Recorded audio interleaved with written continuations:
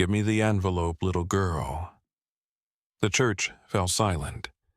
Sunlight poured through the stained glass windows, painting red and blue patches across the wooden floor.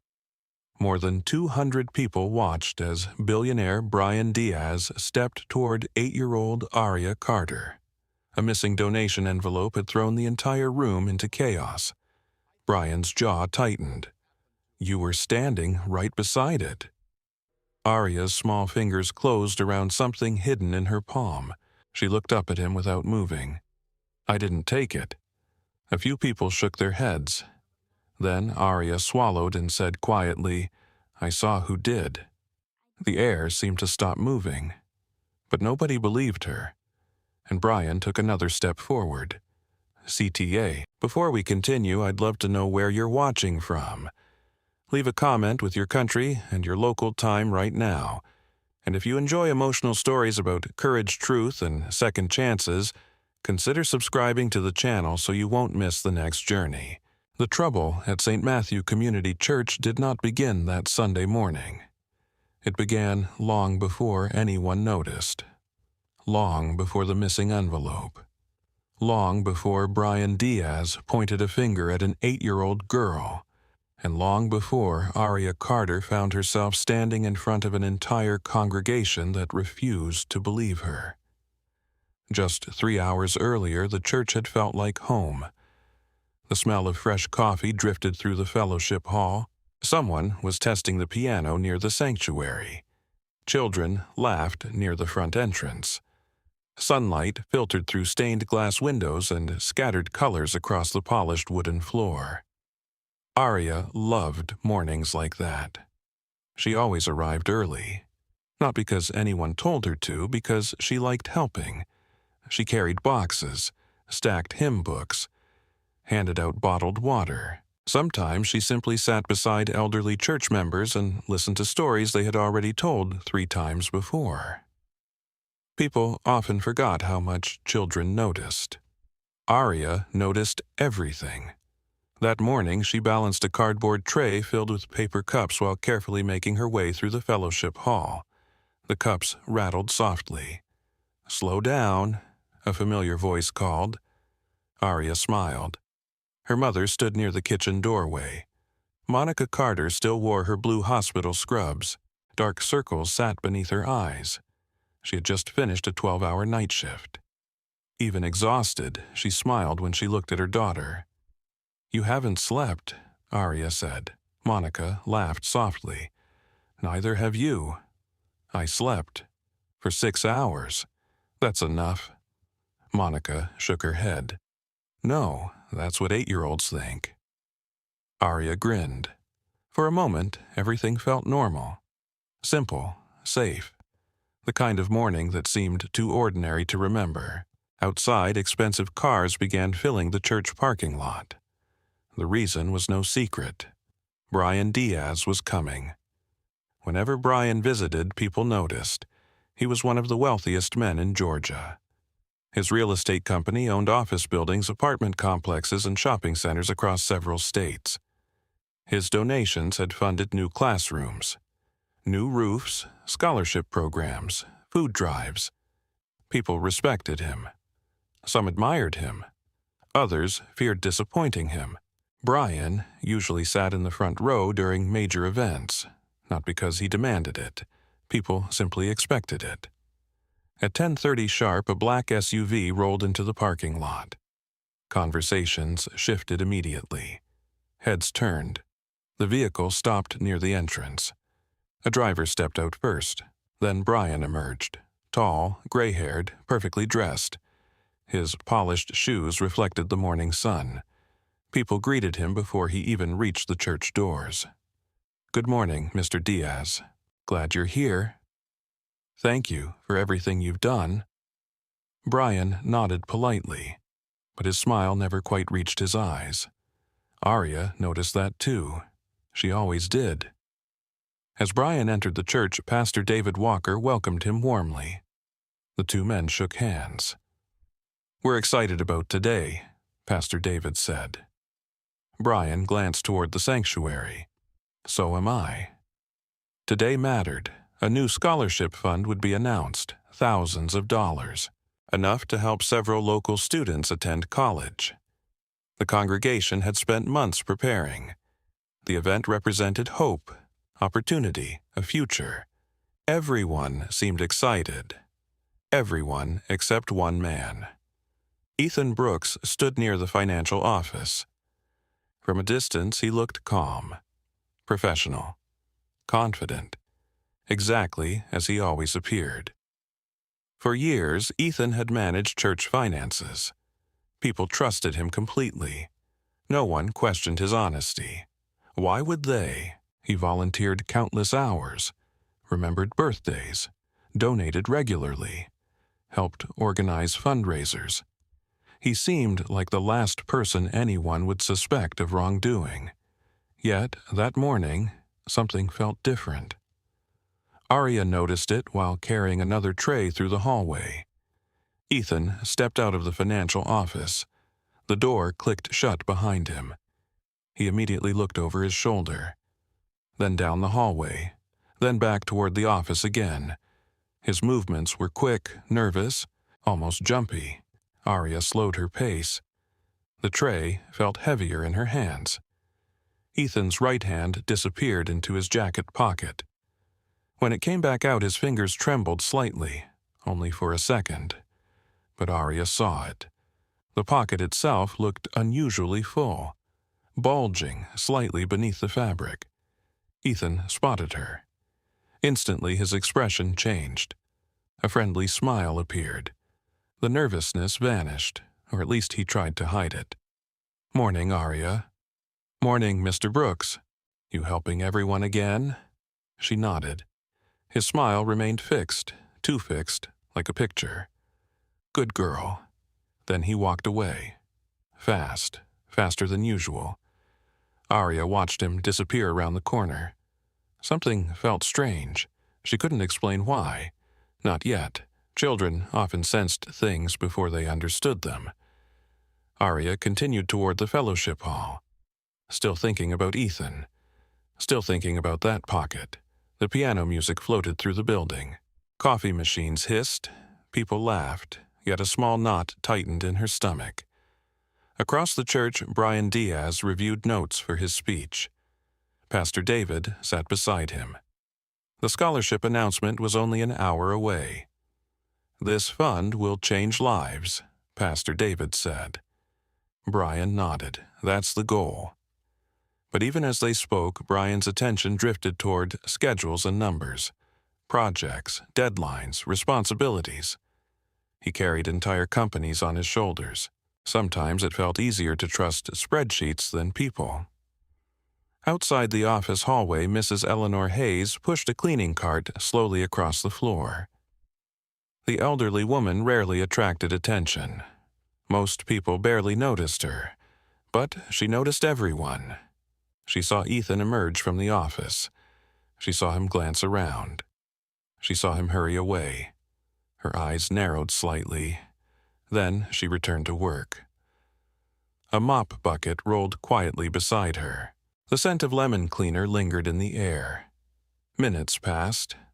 The church grew busier. Families arrived. Children ran between pews. Volunteers organized programs. Everything appeared normal. But beneath the surface, something had already started moving.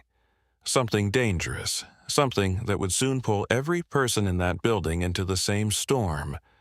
Aria returned to the hallway one last time. She wanted to help set up bottled water near the sanctuary entrance. As she passed the financial office, she noticed the door wasn't fully closed, just slightly open. A thin line of light stretched across the floor. She slowed. Not because she intended to snoop, only because something caught her eye. A shadow moved inside, then disappeared. Silence followed. Aria stared at the door for several seconds. The hallway suddenly felt colder. The cheerful sounds from the sanctuary seemed farther away. She couldn't explain why, but the uneasy feeling returned, stronger this time. Then she heard footsteps. Quick footsteps, coming from inside the office. The door opened, and Ethan Brooks stepped out once more. His face looked pale. Sweat glistened near his temple despite the cool air conditioning. For a brief moment he didn't realize Aria was standing there. His eyes widened, just slightly. Then he forced another smile. The same smile, the fake one. "Everything okay, Mr. Brooks?" Aria asked. The question hung in the air. Ethan's jaw tightened, only for a second. Then he answered, "Everything's fine." But Aria wasn't sure she believed him, and as Ethan hurried away again, she noticed something else. His jacket pocket looked even fuller now. Much fuller. Aria watched until he disappeared around the corner. The knot in her stomach tightened. She looked toward the office, then back toward the hallway, then toward the sanctuary where everyone waited for a day of celebration, a day that was about to change completely, because Aria Carter had just seen something important, something no one else seemed to notice, and she had no idea that before the day ended the entire church would wish they had paid attention too. The service began at 11. By then, every seat inside St. Matthew Community Church was filled. The sanctuary glowed beneath warm morning light.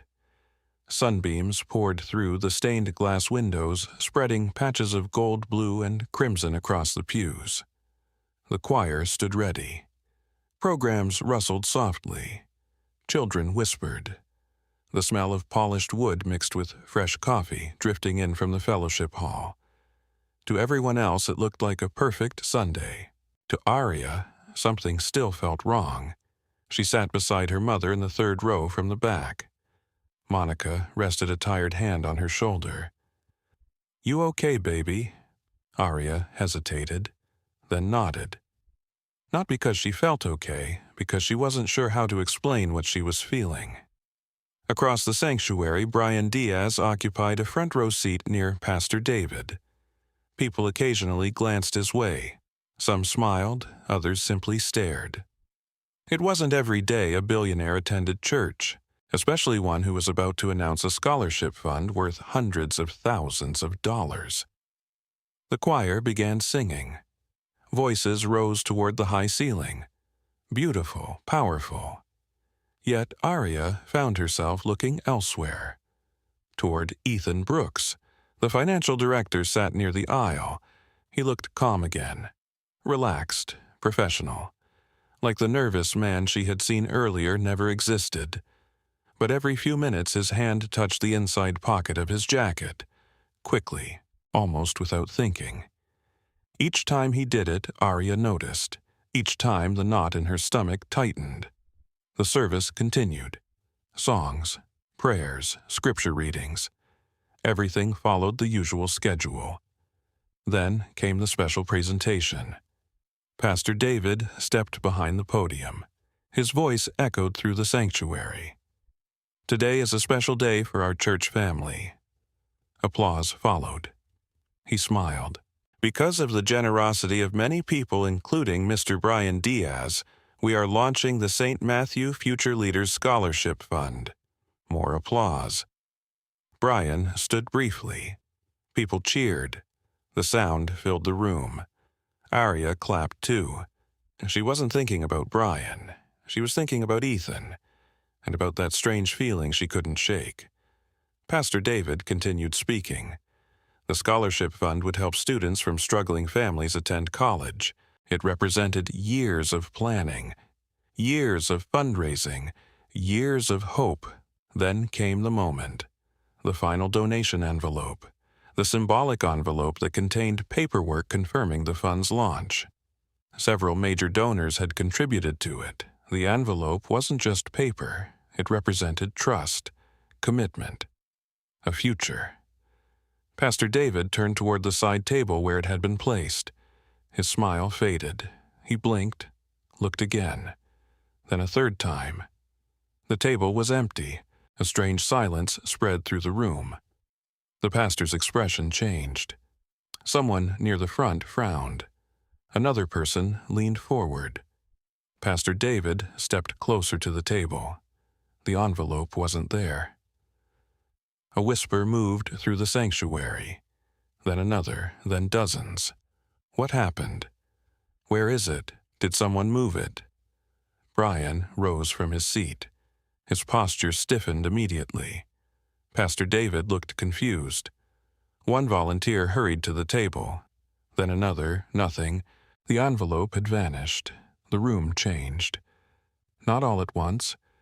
Slowly. Like a storm cloud moving across the sun, the excitement disappeared. Questions replaced smiles. The choir members exchanged worried looks. People began murmuring. Brian walked toward the front. His polished shoes clicked against the floor. "What do you mean, it's missing?" he asked. No one answered right away, because no one knew.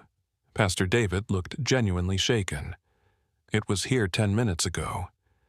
The whispers grew louder. Aria's heart began beating faster. Without realizing it, she looked toward Ethan. He was already standing, already moving toward the front, already speaking. Maybe someone picked it up by mistake. His voice sounded calm, too calm. Aria watched him carefully. He wasn't surprised, he wasn't confused, he wasn't asking questions, he was offering explanations, immediately, as if he had prepared them. Brian rubbed his forehead. The scholarship announcement could not continue without the envelope. Not in front of everyone. Not during such an important event. The atmosphere became tense. People stood, looked around, checked nearby tables. Nothing. The envelope was gone. Then Aria remembered something. The hallway, the office, the jacket pocket. And suddenly another memory surfaced, just before the service started. She had walked through the side corridor carrying bottled water. Something had caught her eye near the wall. At the time, it seemed unimportant. Now, it didn't. Aria slipped quietly from her seat. Monica noticed. "Where are you going?" "I'll be right back." She hurried toward the side hallway. The sounds of confusion faded behind her. The corridor felt cooler than the sanctuary. Air conditioning hummed softly overhead. The scent of old paper drifted from the financial office nearby. Aria walked slowly, looking, thinking, trying to remember exactly where she had seen it. Then she found it, near the baseboard, partly hidden beneath a decorative table. Something silver reflected the light. She crouched, reached underneath, and pulled it free. A button. A silver button. Heavy, expensive-looking. Different from ordinary clothing buttons. Aria turned it over in her hand. The metal surface gleamed beneath the hallway lights. A tiny scratch crossed one side. She frowned. Why would this matter? She wasn't sure. Yet, somehow, it felt important. Very important. Footsteps suddenly echoed down the hallway. Aria looked up. Ethan Brooks stood at the opposite end. For a brief second, surprise flashed across his face. His eyes locked onto the silver button. The reaction lasted only a moment, but Aria saw it, and this time she was certain. Something was wrong. Ethan walked toward her, slowly, smiling again. That same smile, the one that never reached his eyes. "What do you have there?" he asked. Aria closed her fingers around the button. "Nothing." His smile tightened. "May I see it?" She shook her head. A pause followed. The hallway suddenly felt very quiet. Even the sounds from the sanctuary seemed distant now. Ethan laughed lightly, too lightly. "Looks important." It was on the floor. "Oh." Another pause. Then Ethan crouched slightly. "You know, sometimes grown-up things can be confusing." Aria said nothing. Best not to worry about them. His voice remained gentle, but something underneath it felt different, like a warning wrapped in kindness. Aria tightened her grip around the button. The metal pressed into her palm. "I wasn't worried." For the first time, Ethan's smile disappeared completely, only for a second. Then it returned.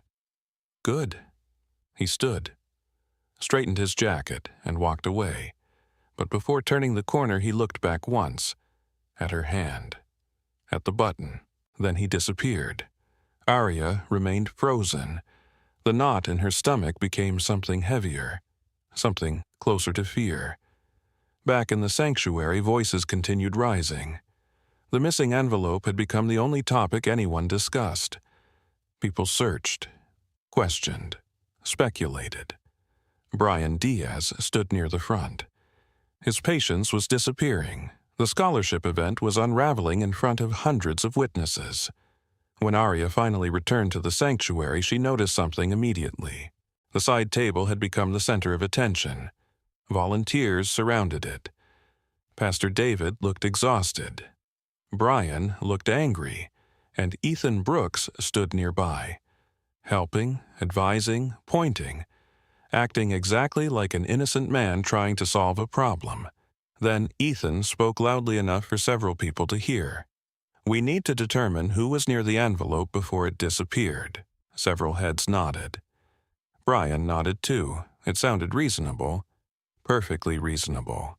Then Ethan's eyes drifted across the room, until they landed on Aria. The look lasted less than a second, but it was enough. Aria felt a chill run through her body, because for the first time all day she realized something. Ethan wasn't worried about finding the envelope. He was worried about something else. Someone else, her. And as she stood there, clutching the silver button hidden in her hand, Aria suddenly understood that whatever had happened this morning was much bigger than a missing envelope. Much bigger than a mistake. And somewhere inside the growing chaos, a dangerous lie had already begun taking shape. One that was about to point directly at her. The sanctuary didn't feel like a place of worship anymore. It felt like a room holding its breath. People stood in uneven clusters, voices overlapping, rising and breaking apart at the same time. The missing envelope had turned celebration into suspicion. Brian Diaz stood near the front table, hands pressed to his sides. His eyes moved quickly now. Not calm, not patient, controlled anger. Pastor David tried to speak again. "Everyone, please," but his voice was drowned out. "It was right here. I saw it myself. Someone must have taken it." Ethan Brooks stepped closer to Brian. His voice lowered steady. "We should look at who had access during the transition, between setup and service." He didn't look at Aria when he said it, but somehow every word leaned in her direction. Brian's eyes narrowed slightly. He followed Ethan's gaze without realizing it. And for the first time that morning, Aria felt it. Eyes shifting toward her. Not curiosity, something heavier. Monica stood up immediately. "No," she said sharply. Her voice cut through the noise. Aria turned. Her mother was already walking forward. Scrubs wrinkled from the night shift hair, slightly undone face, tired but firm. "She's 8 years old," Monica said. "She was helping serve water while I was in the kitchen." A man in the second row muttered something under his breath. "She was near the hallway," someone else added. Aria didn't move. Her fingers tightened around the silver button in her pocket. It felt colder now. Heavier, too. Pastor David raised both hands. "Let's not rush." But Ethan interrupted gently, almost respectfully. "I'm not accusing anyone," he said. A pause. Then, "I'm just saying the facts are strange." That word hung in the air. Facts. Brian rubbed his jaw. His frustration was building.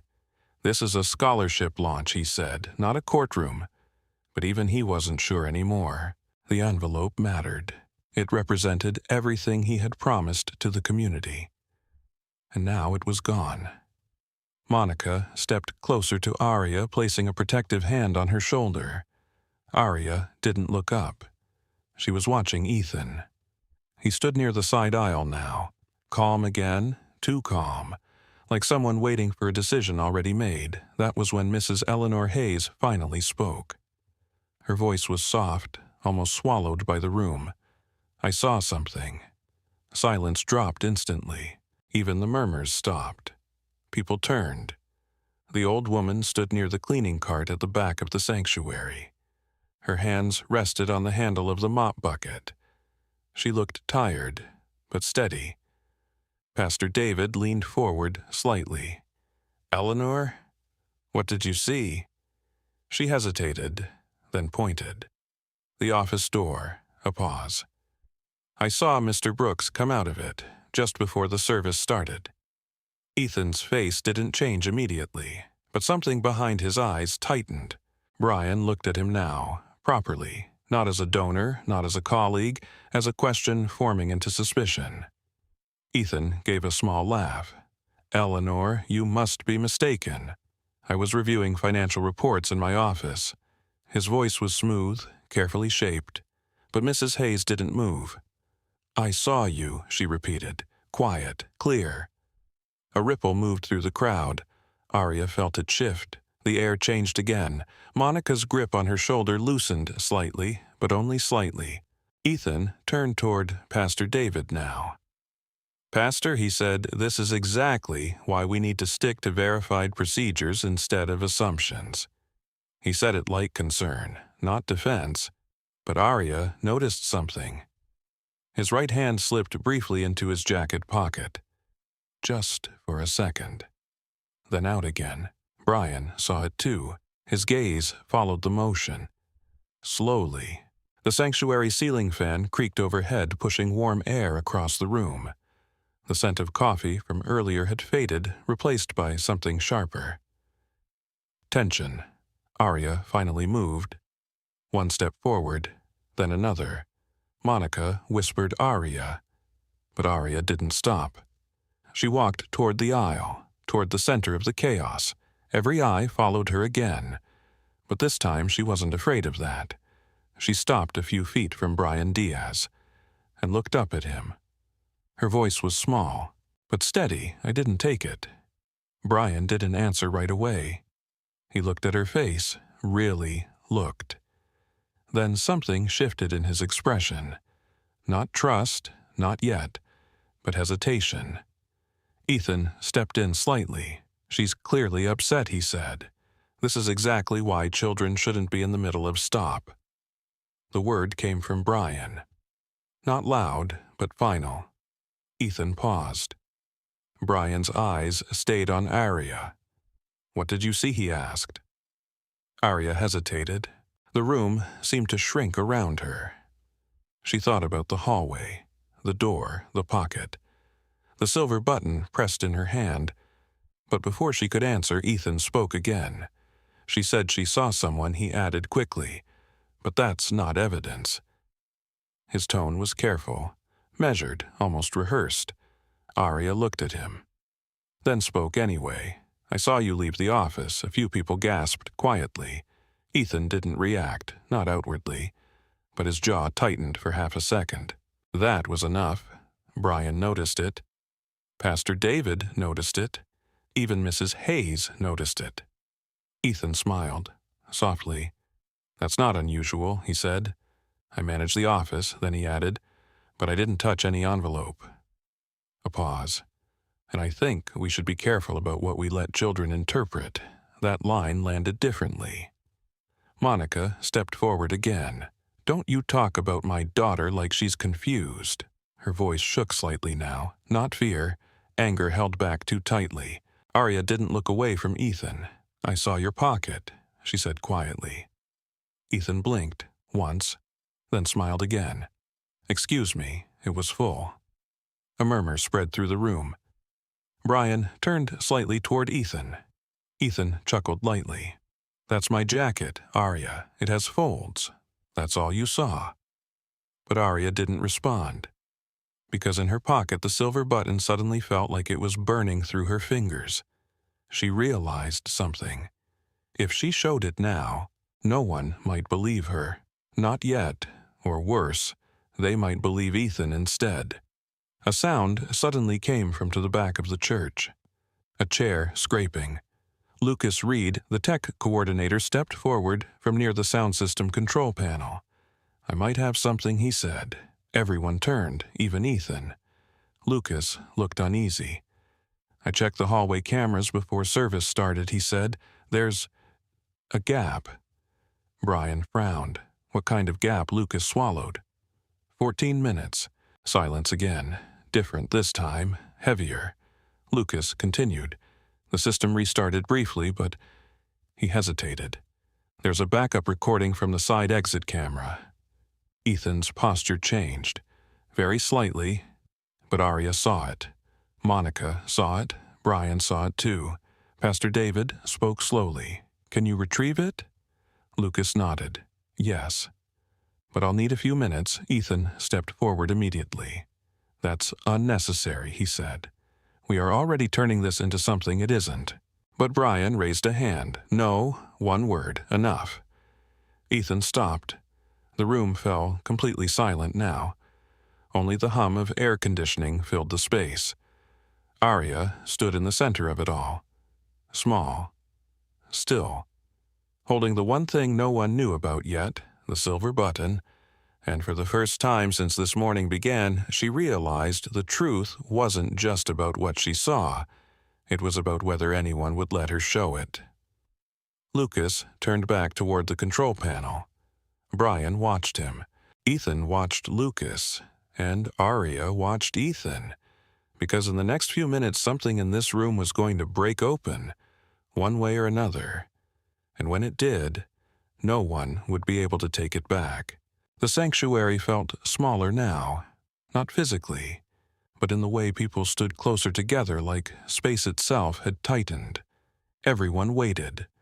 For the footage, for truth, for something solid enough to end the chaos. Aria stood near the side aisle, still holding the silver button inside her palm. She hadn't shown it yet. Not because she didn't want to, but because she was watching something else. Ethan Brooks. He wasn't looking at her anymore. He was looking at Lucas Reed, like a man trying to calculate distance between himself and a falling object. Lucas worked quietly at the control panel near the back of the church. His fingers moved fast across a keyboard. A small monitor flickered with the backup system loading. The room was too quiet now. Even whispers had disappeared. Only the faint hum of air vents remained. Brian Diaz stood at the front row, arms crossed. His face no longer held frustration. It held something sharper. Expectation. Pastor David stood beside him, hands clasped tightly. Monica stayed near Aria, one step behind her, always close. Ethan broke the silence first. "This is unnecessary," he said again, softer now. "We are delaying a public event over a technical issue." Lucas didn't respond. He didn't even look back. That made Ethan's jaw tighten. Aria noticed. She always noticed small things first. A change in breath. A pause too long. A smile that didn't fit.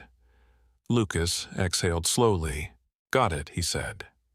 The monitor changed. A grainy black and white image appeared. The side exit camera. The hallway outside the financial office. Static flickered for a second. Then the recording began. Timestamp 10:41 a.m. Before the service. Before the chaos. Before the missing envelope was discovered. The footage showed people moving through the hallway. Volunteers carrying supplies. Aria herself walked across the frame once holding bottled water. She looked small, unimportant, just another child helping in a busy church morning. Ethan stood slightly behind Brian now, watching carefully, not the screen, the people watching the screen. Then the footage changed. 10:47 a.m. The financial office door opened. A figure stepped out. Aria leaned forward slightly. Monica's hand tightened on her shoulder. The figure turned. Ethan Brooks. A collective shift went through the room. Not loud, but heavy. Ethan froze. Only for a second. Then he spoke. This is taken out of context, but the footage continued. Ethan walked into the hallway. He paused, looked left, looked right, then toward the side exit. His movements were quick, intentional. The camera captured everything. No sound, only motion. He reached into his jacket pocket, pulled something out, folded it carefully, placed it inside his inner coat. Aria's heart started beating faster. She knew what she was seeing, even if no one else fully understood yet. Brian stepped closer to the screen. "Zoom it," he said. Lucas adjusted the playback. The image sharpened slightly, enough to see it clearly. A large envelope. Thick, official-looking. Ethan had it in his hand. A murmur spread instantly. Ethan shook his head. "That's not..." But the footage didn't stop. He moved quickly down the hallway, toward the side exit, and then he stopped, turned slightly, and looked directly at the camera. Just for a moment, as if he knew it was there, Aria felt her stomach drop, because that moment changed everything. Brian's voice came low. "Pause it." Lucas paused. The screen froze. Ethan's face filled the monitor. Neutral expression. Too controlled, too aware. Pastor David stepped closer. "That's the envelope," he said quietly. Silence hit the room again, but this silence was different. It wasn't confusion anymore, it was recognition. Ethan finally spoke. His voice changed, less calm now, more precise. "You don't understand what you're seeing." Monica laughed once. Short, unbelieving. "I think we understand perfectly." Ethan turned toward her sharply. "No," he said, "you don't." But Aria wasn't looking at him anymore. She was looking at the screen. At that moment, frozen in time. At something else she noticed. A detail no one had focused on yet, the jacket, the sleeve. There was a small missing button near the cuff. Her breath stopped. Slowly, her hand opened. The silver button fell into her palm again. It matched. Exactly. She stepped forward. "Mr. Diaz," she said softly. Brian turned. Aria raised her hand, not toward Ethan, but toward the screen. This came from him. A ripple moved through the room. Brian looked down at her palm, at the silver button, then back at the screen, then back at Ethan. Everything connected. Not loudly, not dramatically, just clearly. Ethan stepped back slightly. "Wait," he said. For the first time, his voice wasn't controlled. "Let's not jump." But Lucas spoke again. "I still have the second file." Ethan turned sharply. What second file? Lucas didn't answer immediately. He clicked another button. A second recording appeared. This one from a different angle. The rear parking camera. Timestamp 10:49 a.m. Ethan appeared again, this time walking fast, almost running. The envelope was visible under his arm. He opened the trunk of a car briefly, placed something inside, then closed it. Quick, careful, efficient. Like someone who had done this before. The room exploded in noise. Voices rose. Questions collided. "This is fraud. He stole it. Call security." Ethan raised both hands. "Stop, listen to me." But Brian stepped forward. His voice cut through everything. "Enough!" Ethan froze. Brian looked at him. Not as a donor, not as a colleague, but as a man who had just been lied to inside a place built on trust. "You took it," Brian said quietly. Ethan shook his head fast. "No. You don't understand the pressure I was under. That sentence changed everything." The room went still again. Brian's eyes narrowed. "What pressure?" A pause. Ethan hesitated. Just long enough. That hesitation said more than any confession. Aria felt it before anyone spoke. The truth was already out. It just hadn't been fully accepted yet. Mrs. Eleanor Hayes stepped forward again from the back. Her voice was softer than before, but steady. "I saw you open the office safe last week," she said. Ethan turned toward her sharply. Her eyes didn't move. I didn't understand it then. A pause. But I do now. Monica exhaled slowly.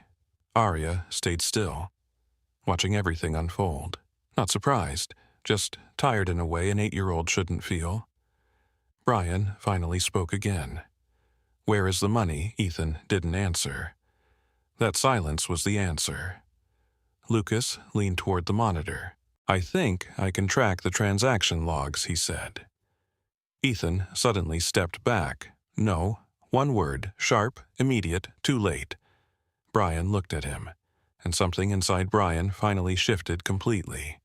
"Security," Brian said. 2 church security volunteers moved forward. Ethan backed away again, his composure breaking now. "This is going to ruin everything," he said quickly. "My family, my reputation," but no one listened anymore because truth had already entered the room. And truth doesn't wait for comfort. As security approached, Ethan's eyes flicked toward Aria one last time. Not anger, not fear, something closer to calculation. Like he was remembering something she still had. Aria felt it too. Her hand tightened around the silver button, because she realized something in that moment. This wasn't over yet, not fully, not until everything hidden was exposed. Ethan took one step back toward the hallway, then another, and for a brief second, no one stopped him, because everyone was still processing what they had just seen, and in that small gap of silence, Ethan moved, fast. Ethan didn't run. Not at first. He walked fast, controlled, like he still believed there was a way to fix what had just collapsed around him. The sanctuary erupted behind him. Voices rose. Chairs scraped. Someone shouted his name, but it didn't matter anymore. Truth had already landed. And it landed hard. Brian Diaz stood frozen for a second longer than anyone expected. His eyes stayed on the empty space where Ethan had been. Then his voice cut through the noise. "Stop him." 2 security volunteers moved instantly. But Ethan had already reached the side hallway. The same hallway Aria had walked earlier. The same hallway where everything had started. Aria stood near the aisle. She didn't move. Not because she was scared, but because she was thinking. Her small hand tightened around the silver button. It felt heavier now, like it wasn't just metal anymore. It was proof. Monica grabbed her shoulder. "We stay here," her mother whispered. But Aria shook her head slightly. "No," she said. And before Monica could respond, Aria slipped free. She ran, small footsteps against polished wood, quick, light, but determined. The hallway was colder than the sanctuary. The air smelled like disinfectant and old paper. Distant voices echoed behind her. Ethan stopped security, but ahead silence. Aria turned the corner and saw him. Ethan stood near the rear exit door, one hand on the handle, breathing hard now, no longer calm, no longer composed. The mask had slipped completely.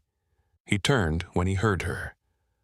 For a brief second their eyes met, and something changed in his expression. Not anger, not panic, recognition. "You shouldn't be here," he said. Aria stopped a few feet away. She didn't speak, just raised her hand. The silver button sat in her palm. Ethan stared at it, then slowly at his sleeve. A missing spot. Empty. His jaw tightened. "You don't understand what you've done," he said. Aria's voice was small, but steady. "You did it." That sentence didn't accuse. It simply stated. Ethan exhaled sharply. Behind him, footsteps echoed in the hallway. Security was coming closer. He had seconds. Not minutes, just seconds. His eyes flicked to the exit again, then back to Aria, and for the first time his voice softened. "You're just a kid," he said. Aria didn't move. "I saw you," she replied. Silence. Then Ethan laughed. Short, broken, "Of course you did." Footsteps grew louder behind him. Brian's voice now echoed from the sanctuary entrance. Ethan turned slightly, then stopped, because Lucas's voice came through the hallway speaker system. I locked the rear exit. A mechanical click followed. The door wouldn't open. Ethan froze. The trap closed slowly. No dramatic moment, just inevitability. He turned back to Aria, and something in his expression changed again. Tired now, not dangerous, just exposed. "You think this is simple?" he said quietly. Aria didn't answer. Ethan looked down at the floor for a second. When he spoke again, his voice was lower. "I was drowning." Aria frowned slightly. Behind him, security arrived. Brian stood at the entrance of the hallway. He didn't move closer yet. He was listening. Ethan continued. "The investments failed," he said. "I tried to fix it, just until things recovered." His hands shook slightly now. "I didn't mean to take everything." Aria held the button tighter. "That envelope wasn't yours." Ethan nodded slowly. "I know." That was the first honest thing he said. Silence filled the hallway again. Different silence now, not tense, heavy. Brian stepped forward slightly. "Where is it?" he asked. Ethan hesitated, then looked at the floor. "Car trunk," he said. Lucas's voice came immediately from the speaker system. Security team car in the backlot, black sedan. Footsteps rushed outside. Ethan didn't resist anymore. Not physically. He just stood there, like something inside him had finally stopped fighting. Aria watched him closely. Not angry, not satisfied, just quiet, because something about him didn't feel like a villain anymore. It felt like a man who had made too many small wrong choices until there were no good ones left. But that didn't erase what he had done. Brian approached now, slowly, stopping a few feet from Ethan. "You used this place," Brian said. Ethan didn't deny it. "I know. You stole from people who trusted you." A pause. Ethan nodded again. "Yes." The honesty didn't make it better, but it made it real. Monica reached Aria's side in the hallway, now breathing hard from running.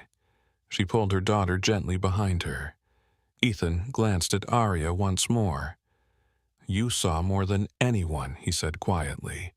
Aria didn't respond, because she didn't need to.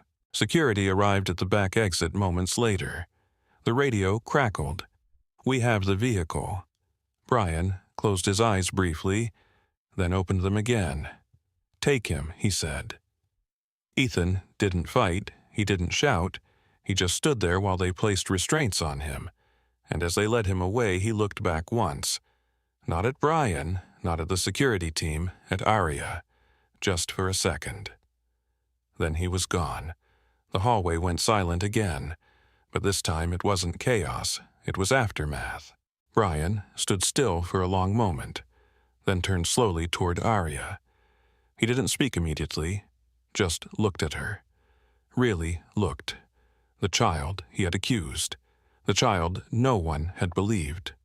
The child who refused to stay silent. Aria held out the silver button. Brian looked at it, then gently took it from her hand. It was small, almost nothing, but it had broken something open that money and power had almost buried. "I was wrong," Brian said finally. The words didn't come easily, but they came fully. Aria didn't react the way adults expected. No pride, no relief, just calm. "I didn't want you to be wrong," she said. That answer stayed in the air longer than anything else that day. Brian lowered his head slightly. Behind them, the sanctuary was still filled with murmurs, but quieter now, different now. Truth had entered, and nothing could make it leave. Pastor David appeared in the hallway entrance. He looked exhausted, but steady. "The envelope has been recovered," he said softly. Brian nodded. "Then the fund continues." Pastor David looked at Aria, and Justice Brian didn't answer immediately. He looked at Aria too. then said quietly, "Justice already started." Aria didn't fully understand what that meant, not in grown-up terms, but she understood something simpler. Things had changed, not perfectly, not cleanly, but permanently. Monica held her hand. "Let's go home," she whispered. Aria nodded. As they walked back toward the sanctuary, the noise inside felt different. No longer celebration, no longer panic, something in between. Reality settling. Brian stayed behind for a moment longer, alone in the hallway, looking at the place where everything had broken and where something else had begun. Truth. The service should have ended hours ago. Instead, most people remained inside the church. No one seemed ready to leave. The recovered envelope sat inside Pastor David's office, now locked away until church attorneys and financial auditors could document everything properly. The scholarship fund was safe. But the community wasn't.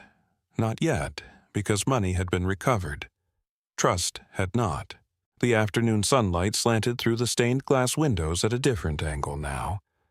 Long bands of orange and gold stretched across the sanctuary floor. The choir had gone home. Most children had gone home too, but many adults stayed, talking, questioning, trying to understand how someone they trusted for years could have hidden something so serious. Aria sat quietly on a wooden pew beside Monica. Her legs swung gently above the floor. She looked tired, not physically, emotionally, the kind of tiredness that shouldn't belong to an 8-year-old. Monica brushed a hand through her daughter's curls. "You okay?" Aria nodded. Then, after a moment, she asked, "Why do grown-ups keep asking the same questions after they already know the answer?" Monica blinked. A small smile appeared despite everything. "Sometimes people need longer to accept the truth." Aria thought about that, then looked toward the front of the church. Brian Diaz stood alone near the altar. Several church board members surrounded him. They were discussing emergency financial reviews, independent audits, legal procedures, words Aria didn't fully understand. Brian listened, answered, nodded, but part of him wasn't in the conversation. His eyes drifted toward Aria more than once. Every time a familiar feeling returned, not anger, not suspicion, something heavier, regret. The church board finally dispersed. Pastor David remained. He stood beside Brian quietly. For a moment, neither man spoke. The sanctuary had grown almost silent. Only the low hum of air conditioning remained. Finally, Pastor David broke the silence. "You remember when you first came here?" Brian looked up. "I was 12. Pastor David nodded. "You sat in the last row." A small smile crossed Brian's face, brief, almost painful. "I remember." The memory arrived suddenly, clearer than he expected. The old church building, peeling paint, worn wooden pews, a second-hand suit that never quite fit, and the day everything changed. A pair of expensive shoes had disappeared after a youth event. Someone accused him. No proof, no witness, no investigation, just an assumption. Poor kid, wrong place, wrong time. That had been enough. The humiliation burned even now, decades later. Brian could still remember standing in front of adults who never bothered asking what actually happened. He remembered their faces, the disappointment, the judgment, the certainty. The worst part wasn't the accusation. It was that nobody wanted to hear him. Pastor David watched his expression carefully. "You remembered today, didn't you?" Brian exhaled slowly. "Not soon enough." The answer sat between them. Heavy. True. Across the sanctuary, Aria was drawing on the back of an unused church program. Simple shapes, little houses, trees, clouds, things children drew when adults filled the room with complicated problems. Mrs. Eleanor Hayes approached quietly. The elderly woman sat beside Aria. Neither spoke immediately. The paper rustled softly. Finally, Eleanor smiled. "You were brave today." Aria shrugged. "I just told the truth." Eleanor laughed softly. "Most adults spend their whole lives trying to learn how to do that." Aria considered the statement seriously. Then she returned to her drawing. The older woman watched her for a moment, then looked toward Brian, and something occurred to her. She stood, walked slowly toward the front, toward Brian, toward Pastor David. "I think you need to hear something." Both men turned. Eleanor rarely interrupted people. When she did, it mattered. Brian nodded. She continued. "When Aria first told people what she saw, nobody listened." Brian lowered his eyes. Eleanor wasn't finished. Not because her story didn't make sense. A pause. Because she was a child. The words landed harder than she intended. Or perhaps exactly as intended. Neither man argued. Because she was right. Eleanor glanced across the sanctuary at Aria, then back again. People hear status before they hear truth. Silence followed. Pastor David looked away first. Brian remained still. The statement struck somewhere deep, somewhere uncomfortable, somewhere honest, because he knew she wasn't only talking about today. She was talking about years, a lifetime. Boardrooms, fundraisers, business deals, conversations. He knew exactly how quickly people listened when wealth entered a room, and exactly how easily other voices disappeared. Across the sanctuary, Lucas Reed emerged from the technology office carrying a tablet. His expression looked uneasy. "Brian." Brian turned. "What is it?" Lucas hesitated, then handed him the device. Brian frowned. "What am I looking at?" "Financial records." Brian's eyes narrowed. He began scrolling. Line after line. Transaction after transaction.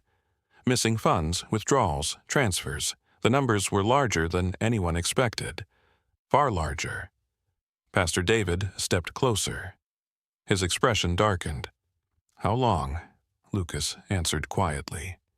"Almost 18 months." The sanctuary seemed colder.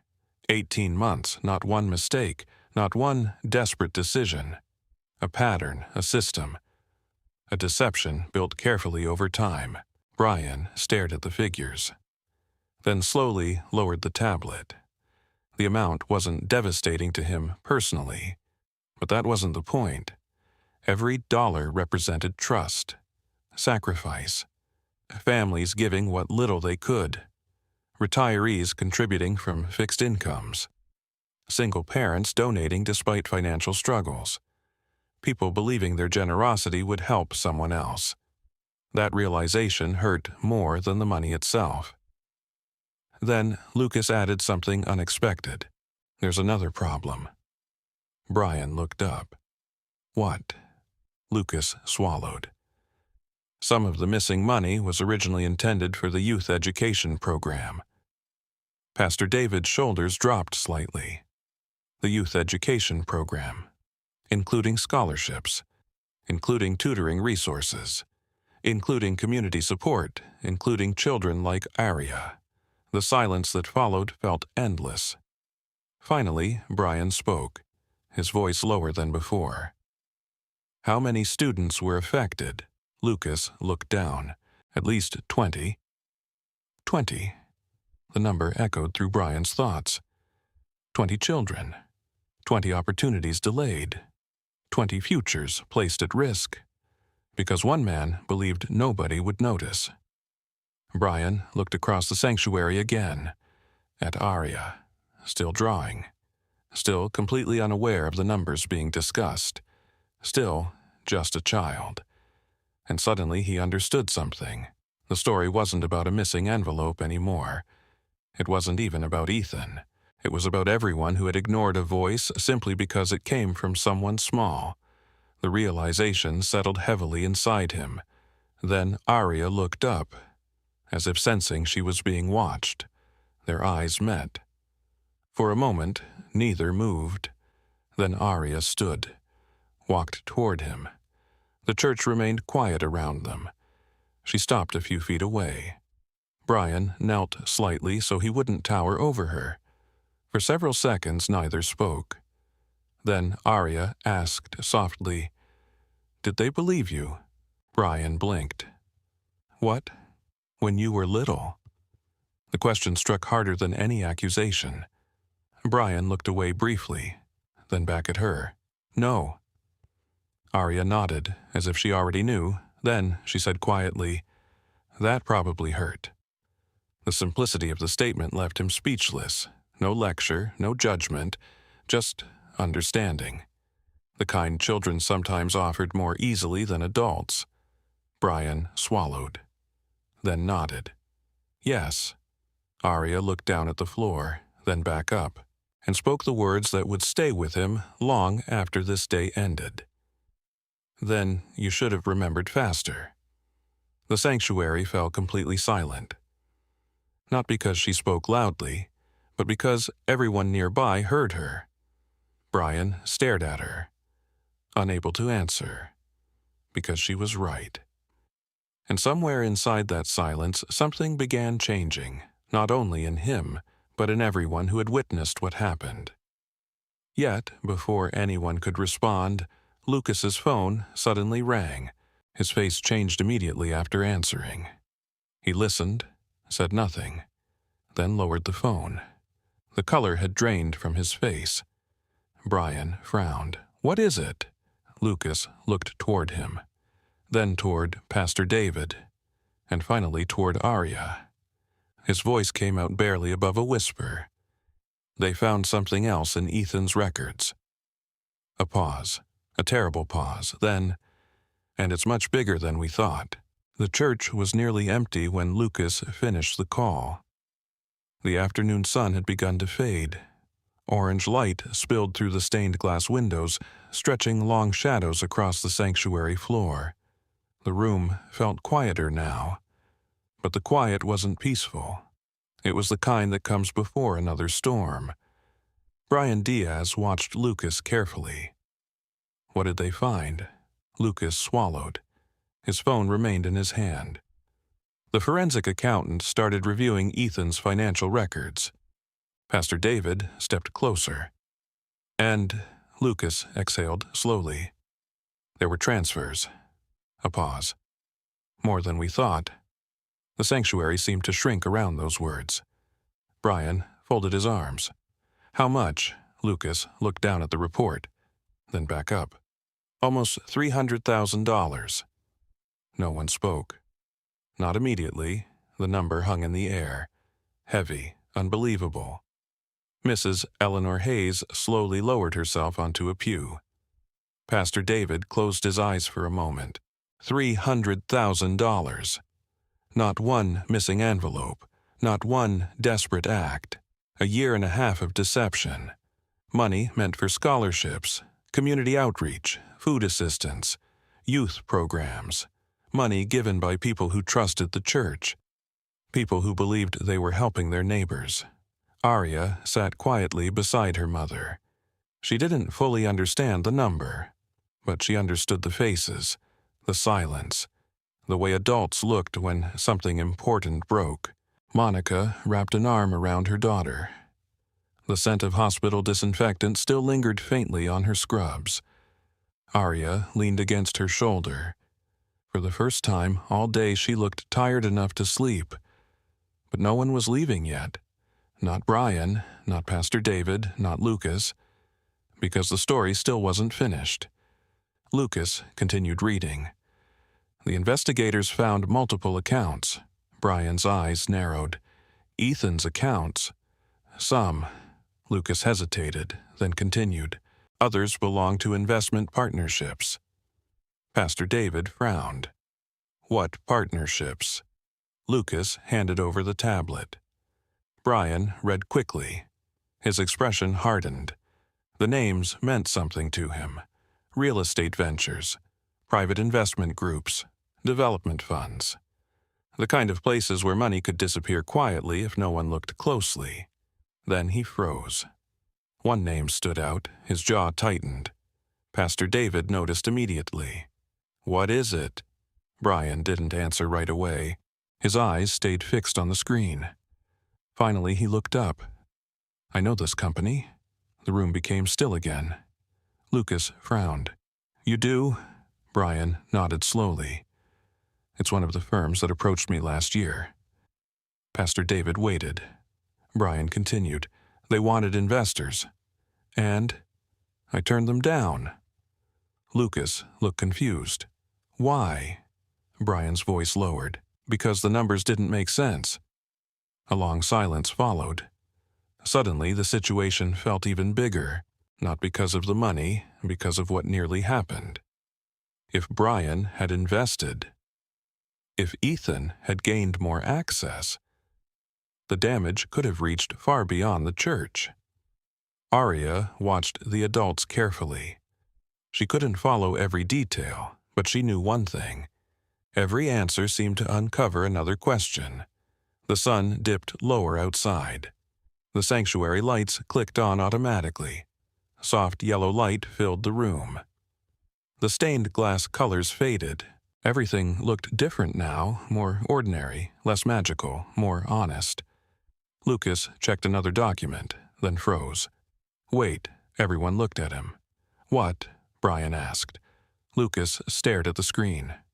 Scrolling, reading, scrolling again. His breathing changed. Pastor David stepped closer. "What is it?" Lucas turned the tablet around. A spreadsheet filled the display. Rows, dates, transfers, account numbers. Then a highlighted entry. Brian leaned forward. His eyes widened slightly. The transfer date, 3 days ago, the destination account. Ethan Brooks. And attached to it? A note, a single line. A personal reminder Ethan had accidentally left in the file. No one expected it. No one even knew such notes existed.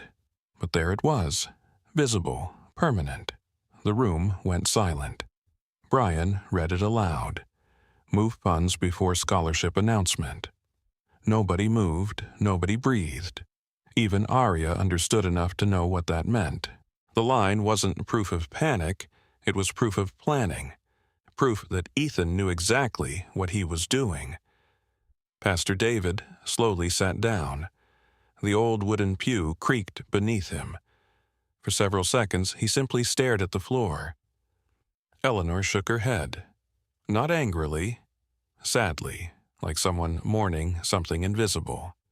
Trust, community, friendship, years of it, gone. Brian handed the tablet back.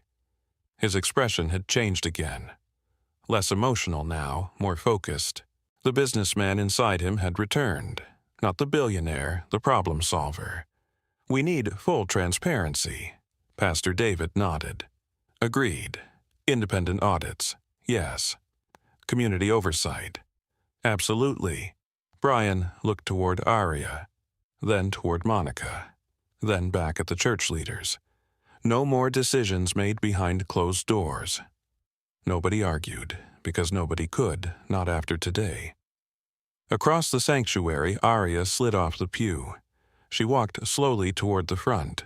Monica watched, but didn't stop her. Brian noticed her approach. He lowered himself slightly so she wouldn't have to crane her neck. Aria looked at him quietly, then asked, "Did you find all the truth now?" A few people smiled despite themselves.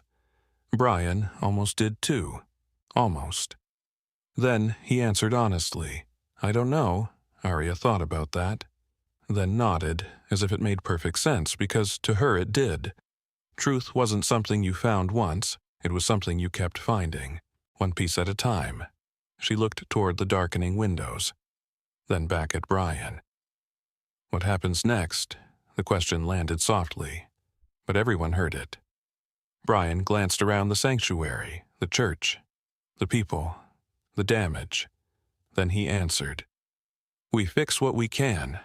Aria considered that answer. Then she said something so simple it made several adults look away. "That's easier when you tell the truth first." Silence followed. Not uncomfortable, just honest. Brian stared at her. Again, he found himself wondering how an 8-year-old could say things grown adults needed to hear. The church clock ticked softly somewhere in the hallway. Outside evening settled across Atlanta. Cars passed. Streetlights flickered on. Life continued. Yet inside St. Matthew Church, something fundamental had shifted. Not because Ethan had been caught, because people had finally been forced to confront what allowed him to hide.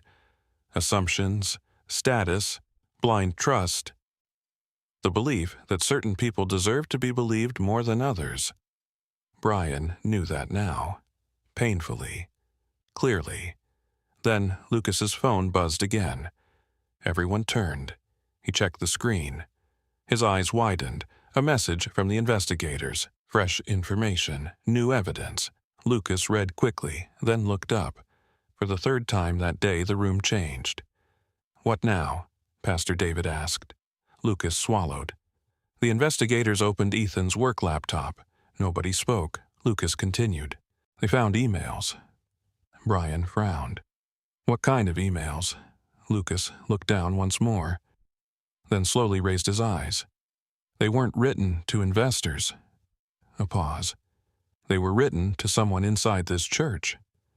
The room froze. Every face turned, every thought stopped. Because suddenly, the possibility appeared. A terrible possibility. What if Ethan hadn't been working alone? The sanctuary became completely silent. Even the hum of the air conditioning seemed to disappear. And in that silence, a new question emerged. One more frightening than the last. Who else knew? No one spoke for several seconds. The sanctuary sat in complete silence. The church lights hummed softly overhead. Outside, darkness had settled across Atlanta. Rain tapped lightly against the stained glass windows, creating a steady rhythm that filled the empty spaces between people's thoughts. Lucas still held the phone. His expression remained tense. "They found emails," he repeated. Pastor David leaned forward. "To whom?" Lucas checked the screen again, then exhaled. "The investigators don't think the person was involved." The room relaxed slightly. Not much, just enough. But Ethan was communicating with them regularly. Brian crossed his arms. "Who?" Lucas finally answered. "The church accountant." Everyone turned. A middle-aged woman named Rebecca Collins sat near the back row. She had remained quiet all afternoon. Now, every eye in the sanctuary landed on her. Rebecca looked shocked. Genuinely shocked. "What?" Lucas immediately raised a hand. "The investigators don't believe you participated." Rebecca stood abruptly. "I didn't." Her voice cracked. Several people exchanged uncertain looks. Rebecca looked around the room, then directly at Pastor David. "I swear I didn't." Pastor David nodded calmly. "No one is accusing you." But Rebecca was already shaking her head. "No, I need to explain." She stepped forward. Rain continued tapping against the windows. Soft, persistent, like a clock counting seconds. Rebecca clasped her hands tightly. "Ethan sent emails asking me to delay certain reporting reviews." Brian frowned. "Did you?" She swallowed. "A few times." The sanctuary became still again. Rebecca quickly continued. "But not because I knew what he was doing." Tears appeared in her eyes. "He always had explanations." She looked down. "He said records were incomplete." Another pause. "He said donors were still submitting paperwork." Her voice dropped. And I believed him. Nobody interrupted. Because what she described sounded believable. Normal. The kind of trust people extend every day. The kind Ethan had learned to exploit. Lucas looked at his phone again. "The investigators agree with her statements." Brian nodded slowly. So she wasn't helping him. "No." Lucas shook his head. "They think he used her access to slow internal reviews." A long breath escaped Pastor David. One fear disappeared. Another remained. The church had not been hiding multiple criminals, just one. But one had been enough. Across the sanctuary, Aria listened quietly. Most of the financial details meant little to her, but she understood something important. Adults were finally checking before blaming someone. That mattered, more than numbers, more than reports, more than money. Brian seemed to realize the same thing. He looked toward Rebecca, then toward Aria. The contrast hit him hard. This morning he had assumed. Now he was asking questions first. The difference felt enormous. Rain intensified outside. Water streaked down the stained glass. The colorful windows looked darker now, almost reflective. Brian walked slowly toward the front pew, then turned back toward the group. "We need to tell the congregation everything." Pastor David nodded immediately. "Agreed. No secrets. No secrets." Lucas lowered his phone. "We'll have a full report within days." Brian shook his head. "Not days." Everyone looked at him. "We tell people what we know tonight." The statement surprised several board members. One elderly trustee frowned. "Wouldn't it be wiser to wait?" Brian's expression hardened. "No." A pause, then, "Waiting is how this happened." Nobody argued after that, because everyone knew he was right. The church had trusted too much, questioned too little, delayed too often. Transparency had to begin now, not later. Aria watched Brian carefully. He seemed different, not transformed, not suddenly perfect, just more honest than before, as if something had cracked open inside him. Pastor David stood. "We'll hold a community meeting tomorrow evening." Heads nodded. "The entire congregation will be invited." More nods. "We explain exactly what happened." Brian added quietly, "And we explain how we failed." The room became silent again, because that part mattered too. Ethan had stolen, but other people had missed warning signs, ignored questions, trusted status more than evidence. That truth was harder to hear, because it belonged to everyone. Aria slipped off the pew and walked slowly toward a nearby window. Rainwater traced patterns across the glass. Streetlights reflected in the wet pavement outside. For a moment she simply watched, thinking. Monica joined her. "What are you looking at?" "The rain." Monica smiled.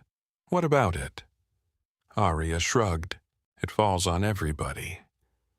The answer made Monica laugh softly. Then pause, because somehow it sounded like one of those simple truths children say without realizing how much meaning it carries. Brian overheard it too. He smiled faintly.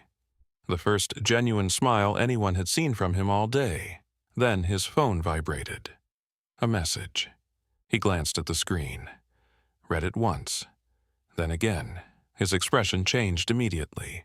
Pastor David noticed. "What is it?" Brian hesitated, then turned the phone around. The message came from his legal team. The recovered funds had been verified. Every dollar from the missing envelope was intact. The church would receive it back immediately. Several people sighed with relief. Pastor David lowered his head, a silent prayer. Mrs. Eleanor Hayes closed her eyes briefly. Even Rebecca looked relieved. The scholarship fund was safe. The children, depending on it, would not lose their opportunities. For the first time all day, something good felt certain. Brian looked toward Aria, then slowly walked over. She turned from the window. Rain continued behind her, tiny drops racing down colored glass. Brian stopped a few feet away. Not too close, not imposing, just present. For a moment neither spoke. Then Brian said quietly, "The money is coming back." Aria nodded. "Good." No excitement, no celebration, just relief. Because to her that was the correct response. Brian looked down briefly, then back up. "I owe you an apology." The words came carefully, slowly. Aria didn't answer immediately. She studied his face, as if deciding whether he meant it. Finally, she asked, "For not listening," Brian swallowed. "Yes," a pause. "And for embarrassing you." The rain seemed louder suddenly. Or maybe everyone had simply stopped talking again. Waiting, listening. Aria thought for several seconds. Then she nodded. "Okay." Brian blinked. "Okay." She nodded again. "You said sorry." The simplicity almost broke him. Adults complicated forgiveness. Negotiated it, measured it. Children often didn't. Not when they believed someone meant what they said. Brian lowered his head briefly, then laughed once, softly, at himself, at the day, at how much an 8-year-old had taught him. But before either could say anything more, Lucas's phone buzzed again. Everyone turned. Another message, another update. Lucas opened it, read silently, then looked up. Confusion crossed his face. "What now?" Pastor David asked. Lucas hesitated. "The investigators found a draft email Ethan never sent." The room stilled once more. Brian frowned. "A confession?" Lucas shook his head slowly. "No." A pause, then, "It's a letter." Everyone waited. Lucas looked down at the screen. His voice lowered. "It looks like Ethan was planning to return the money." Silence swept across the sanctuary. Not because it excused anything, it didn't. But because suddenly the story became more complicated than anyone expected. And in that moment, everyone realized there might still be pieces of the truth they hadn't seen yet. The rain continued through the evening. Soft, steady, the kind of rain that seemed to wash noise away. Inside St. Matthew Community Church, the sanctuary had become almost empty. Only a handful of people remained. Pastor David, Lucas, Mrs. Eleanor Hayes, Rebecca Collins, Brian Diaz, Monica Carter, and Aria. Everyone was tired, but nobody wanted to leave before hearing the rest. Lucas stared at the screen of his phone. The unsent letter remained open. A draft, never delivered, never finished. Yet somehow it had become one of the most important discoveries of the day. Brian stepped closer. "Read it?" Lucas nodded. The room fell silent. Even the rain seemed quieter. Then Lucas began. "If you're reading this, I finally decided to stop lying." Nobody moved. Lucas continued. "I kept telling myself I would replace the money before anyone noticed." Pastor David lowered his eyes. The words felt painfully human. Not an excuse, not a defense, just a confession. Lucas kept reading. "Every month I thought I could fix it next month." A pause. Then the numbers got bigger. Another pause. Then I became afraid. The sanctuary remained completely still. Aria listened carefully. She didn't understand financial fraud. She didn't understand investment losses. But she understood fear. Everyone did. Lucas continued. "The more people trusted me, the harder it became to tell the truth." Mrs. Eleanor quietly shook her head. A sad movement. Not angry, just disappointed. Because everyone knew the trap Ethan described. One lie becoming two, two becoming 10, 10 becoming a life built on pretending. The letter continued. "I don't expect forgiveness." Lucas swallowed. "But I wanted to return every dollar before anyone found out." Silence. Rain tapped gently against the stained glass windows. Nobody rushed to defend Ethan. Nobody suddenly believed he was innocent. Because he wasn't. The damage was real. The theft was real. The betrayal was real. Yet the letter revealed something important. Ethan hadn't stolen because he hated the church. He hadn't stolen because he wanted to destroy people. He had stolen because he convinced himself he could outrun consequences. And by the time he realized, he couldn't. The truth had become too large to face. Brian stared toward the dark windows, thinking. Pastor David finally spoke. Intentions don't erase actions. Lucas nodded. No. But they explained them. The distinction mattered, especially now, because justice required truth. All of it. Not just the parts people preferred. Aria looked toward Brian. He seemed far away, lost in thought. The billionaire stood with his hands in his pockets, staring at reflections in the glass. Finally, he spoke. That's how most mistakes happen. The room looked at him. Brian continued. Nobody plans to become the villain in their own story. A long silence followed. Then Monica nodded slowly. Sometimes people just keep making the next wrong choice. Aria listened, thinking carefully. Then she asked, "Why didn't he tell the truth earlier?" The question landed in the middle of the room. Simple, direct, impossible to avoid. Nobody answered immediately. Then Brian did, because he was afraid. Aria frowned slightly. But he got caught anyway. Another silence, then Brian laughed softly. Not because it was funny, because she was right, completely right. Fear had not saved Ethan. It had only delayed the consequences. Pastor David smiled faintly. Sometimes children understand things faster than adults. Aria looked confused. I just asked a question. That made several people smile. The tension that had gripped the church all day finally began to loosen.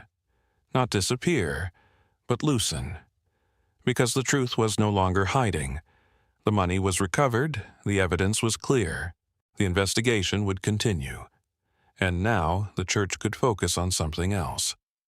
Repair. Brian straightened, then turned towards Pastor David. We need to make changes immediately. Pastor David nodded. What do you propose? Brian looked around the room.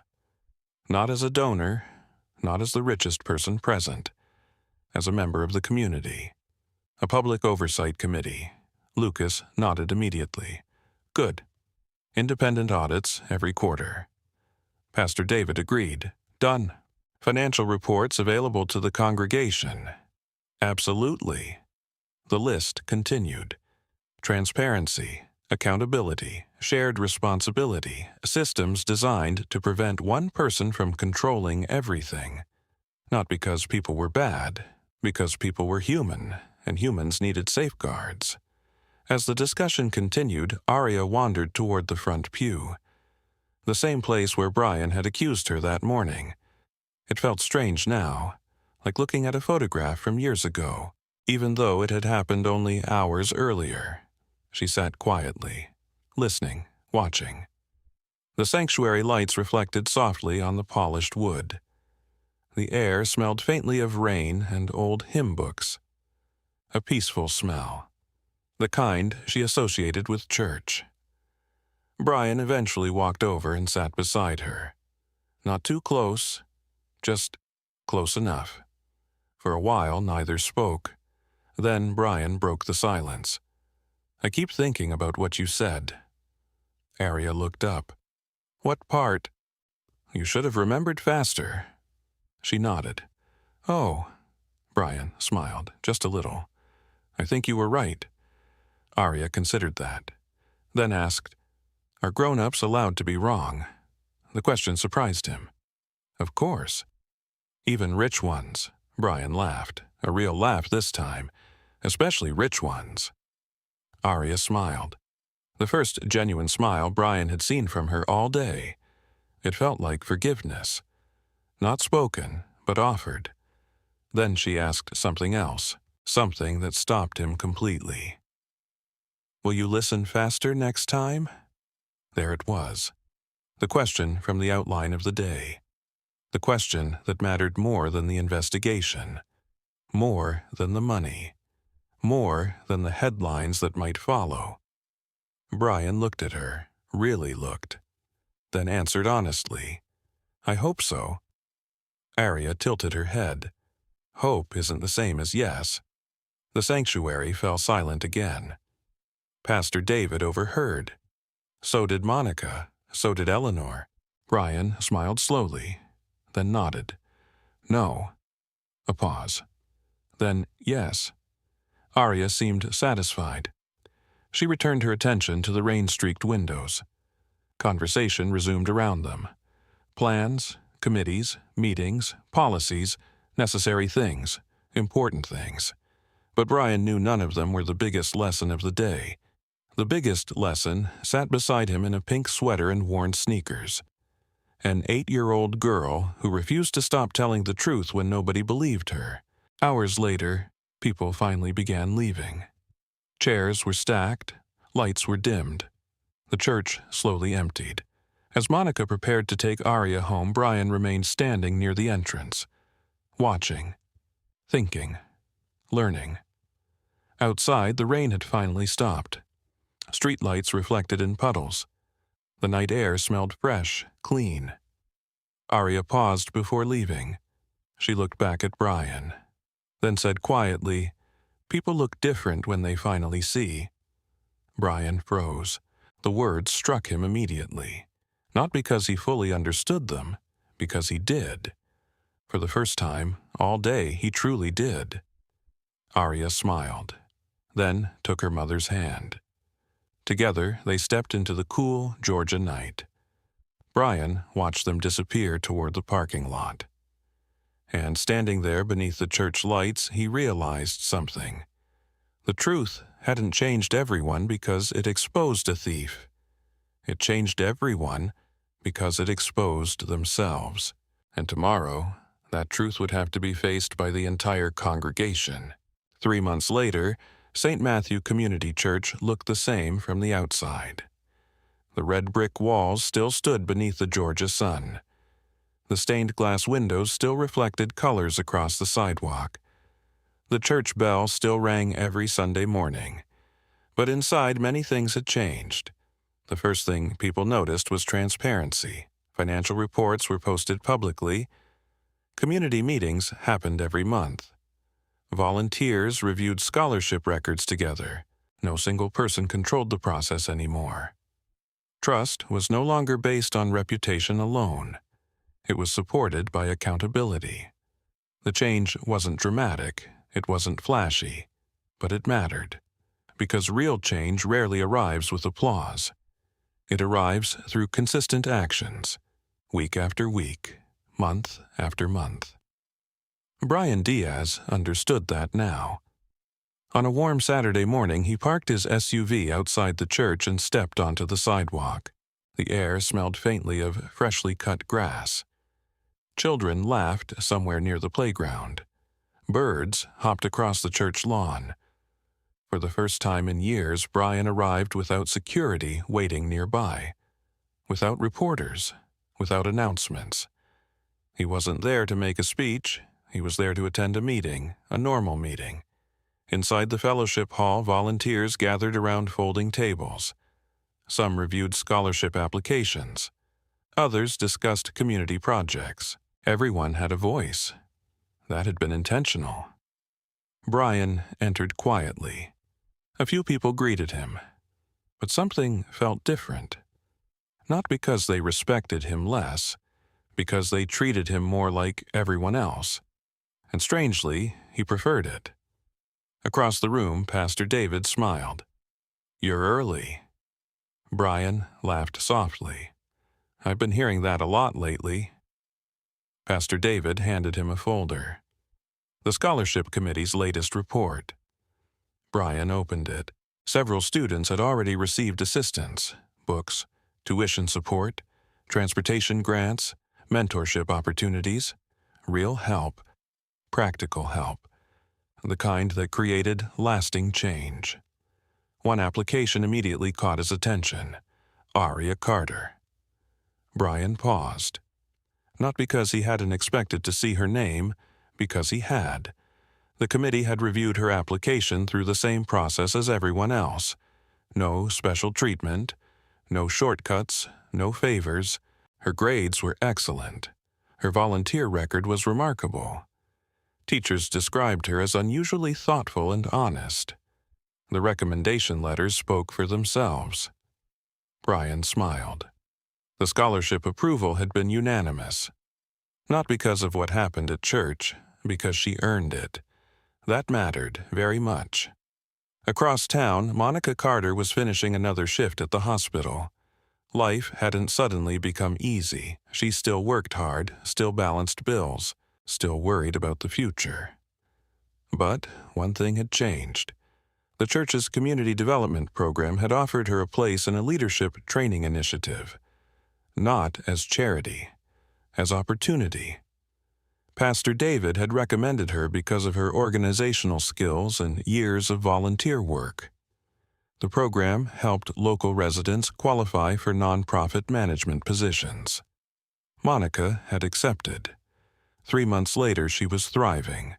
The extra training opened doors, real doors, the kind built through effort and preparation. Not miracles, not handouts, and that made the achievement even more meaningful.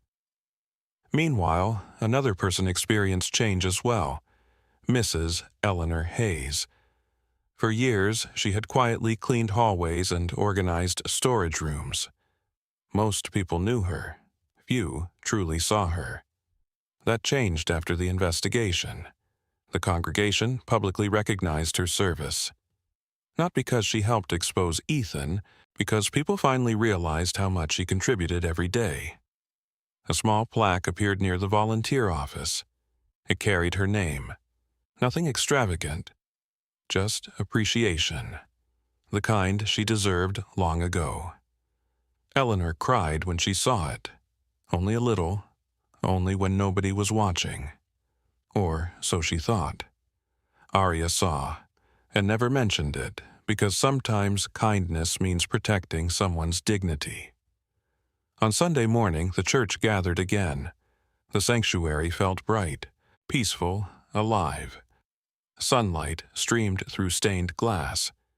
The scent of coffee drifted from the fellowship hall. Children whispered before service. Choir members practiced quietly. Life continued, as it should. Brian entered and automatically started walking towards the front row, then stopped. He stood still for a moment, looking at the seats, thinking. Then he smiled to himself and turned. Instead of sitting in the front, he chose a seat in the middle section, between ordinary church members, no reserved space, no special attention, just another person attending worship. Several people noticed, no one commented. They didn't need to. The gesture spoke clearly enough. Across the sanctuary, Aria noticed too. She sat beside Monica. A new backpack rested near her feet, purchased with part of her scholarship support. Inside were school supplies she had carefully selected herself. Nothing expensive, just useful, just appreciated. Pastor David stepped behind the pulpit. The service began. Music filled the sanctuary. Warm voices rose toward the ceiling. People sang together, different ages, different incomes, different backgrounds. One community. After the final hymn, Pastor David invited several scholarship recipients to stand. Aria was among them. The congregation applauded. She looked embarrassed by the attention, which only made people smile more. Pastor David briefly explained how the scholarship fund would continue helping students. Then he added something unexpected. Today isn't about money. The sanctuary quieted. It's about integrity. A pause. It's about remembering that truth deserves a hearing no matter who speaks it. Several people glanced toward Aria. She looked down at her shoes. Uncomfortable. Modest, exactly as always. Brian watched from the middle pew. His chest felt strangely tight. Not sadness, gratitude. Because 3 months earlier he almost became the kind of man he once feared. The kind who judged first and listened later. An 8-year-old girl stopped that from happening. After the service ended, families gathered outside beneath a clear blue sky. Children ran across the grass. Parents talked near the entrance. The church bell rang softly overhead. Aria sat on a low stone wall near the garden, watching younger children play tag. Brian approached slowly. "Mind if I sit here?" She shrugged. Okay. He sat beside her. For a few moments they watched in silence. A gentle breeze moved through the trees. Leaves rustled softly. Finally, Brian spoke. You know, people still talk about what happened. Aria nodded. I know. Does that bother you? She thought about it, then shook her head. No. Why not? Her answer came immediately. Because it's over. Brian smiled. Only a child could make something so complicated sound so simple. Then Aria looked toward the playground, toward the children laughing in the sunshine, and said quietly, people look different when they finally see. Brian remembered those words. The same words she spoke months earlier. Only now he understood them fully. When people stop judging, when they start listening, when they choose humility over assumptions, they become different people. Not perfect, just better. The church bell rang again. Slow, steady, beautiful. Aria slid off the stone wall. I have to go. Brian nodded. See you next Sunday. She smiled, then took a few steps away before stopping, turning back and waving. A small gesture, nothing extraordinary. Yet Brian felt something warm settle inside him. The kind of feeling money could never purchase: respect, trust, a second chance. Aria ran toward her mother. Brian watched them leave, then looked back at the church, at the people gathered there, at the community that had survived a painful lesson and grown stronger because of it. And for the first time in a very long while, he felt exactly where he belonged. Sometimes the most important truth in a room comes from the person everyone is least likely to believe. This story reminds us that dignity is not measured by wealth, age, education, or social status. Every person deserves to be heard. Too often, people make decisions based on appearances, assumptions, or reputation. Yet real wisdom begins when we slow down, ask questions, and listen carefully before judging. Aria did not win because she was powerful. She won because she remained honest when it would have been easier to stay silent.